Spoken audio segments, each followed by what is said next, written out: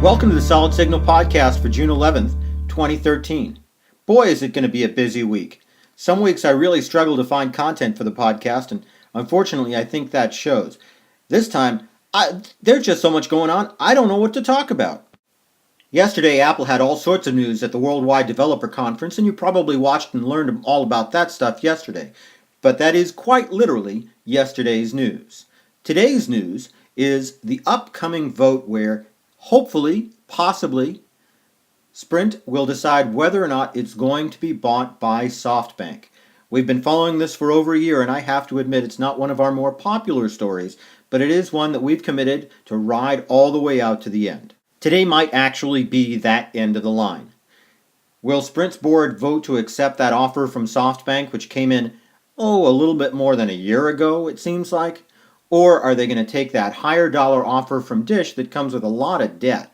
Keep tuned to the Solid Signal blog, and we'll be covering this for as long as it continues to be a story, or at least until we get an article that has absolutely no readers to it at all. Of course, here in Solid Signal land, the big story is our new Extreme Signal line of antennas.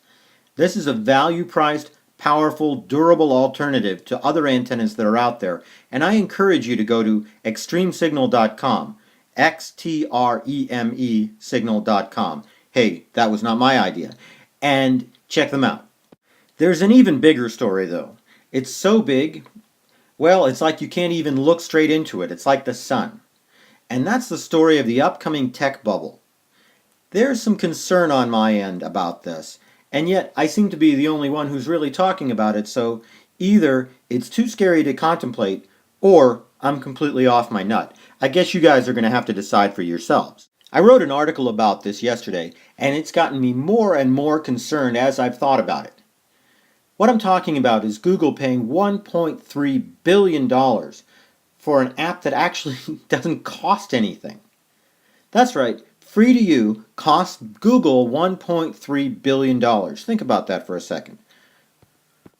Why is Google paying $1.3 billion for Waze, a social mapping app? Essentially, so Facebook doesn't get it. Facebook doesn't have a mapping app. Apple has one. It's not terribly good, but at least they have one. Google, of course, has Google Maps, the father of all mapping apps. So Facebook wanted it, Google didn't want them to have it, and Google just said, here's an immense amount of money. Go on with that. Now, of course, Google should be free to use their money any way that they'd like. That's the way America works. As long as it's not against the law, just, capitalism in action, and we're all for that. But when you think about it, there's some concern that this money, this $1.3 billion, is not being used to build data centers, it's not being used to employ people, it's not being used to make the world a better place. It's being used to give to two guys in Israel, and that's it. $1.3 billion is not a lot of money to Google. Of course, to you and me, it's a huge amount of money. And that's the point. It's a huge amount of money that could be used for people's salaries. Now, I don't want to get too controversial here. I don't really want to delve into politics or any of that sort of thing. That's not why you listen to the Solid Signal podcast. But the more you think about it, the more it makes you concerned that there's a tech bubble looming.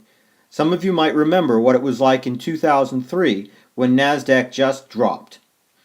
Bottom fell out of it. And why? Because the bubble burst. Because people were paying more and more and more and more money for tech startups that ended up being worth nothing. Well, apparently we haven't learned a whole lot because here it is 2013 and we're doing exactly the same thing. So rather than get angrier and angrier, I'm just going to go ahead and sign off a little bit early. I'll still probably get angrier, but you guys won't hear it. If you have an idea for a future podcast, go ahead and click that Suggest a Topic button at the upper right-hand corner of blog.solidsignal.com. Until then, have a great week.